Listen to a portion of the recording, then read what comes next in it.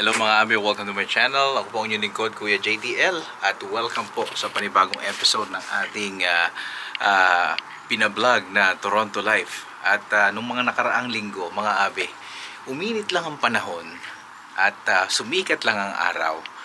Akala na natin spring na, no? Sa tinagal-tagal ko na nandito sa Toronto ay sa Canada, no? Pagdating ng March at uminit, hindi ako kampante, naiinit ng panahon, kaya hindi ko pa tinatago yung aking mga winter jacket, no? Pero ito yung kinakatakutan ko. This weekend, nagkaroon nga ng freezing rain, at yun ang kinakatakutan ko kaysa sa massive snowstorm. Kasi ang freezing rain yung umuulan, tapos biglang mababa yung temperatura, at syempre nagyeyelo. Narinig yung tunog ng puno, no? Dati 2013 nagkaroon ng ganyang panahon, no? Yung ibang mga puno nasira at nagbagsakan at maraming nawala ng kuryente.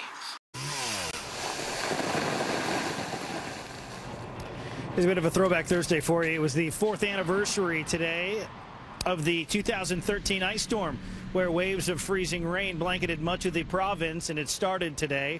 The ice accumulation brought down utility poles and tree branches. Hundreds of thousands were left without power for some days. 1,000 households across southern Ontario without power, 250,000 of them in Toronto. And the bad news for some of them is their power may be out until Christmas Day. In the meantime, Christmas Day, but it's hardly the holiday thousands in central Canada and the Maritimes imagined. They've been huddled in the cold for days because of the ice storm that took down power lines. In Toronto alone, there are still about 70,000 customers in the dark. Meron din ilang lugar dito sa Ontario na nawala ng kuryente. So, pero kaysa magmuryot, no, nag-shoot ako ng mga ilang shoot na video clips na kasi maganda siya sa paningin, para siyang kristal. So, eto, i-share ko na lang sa inyo.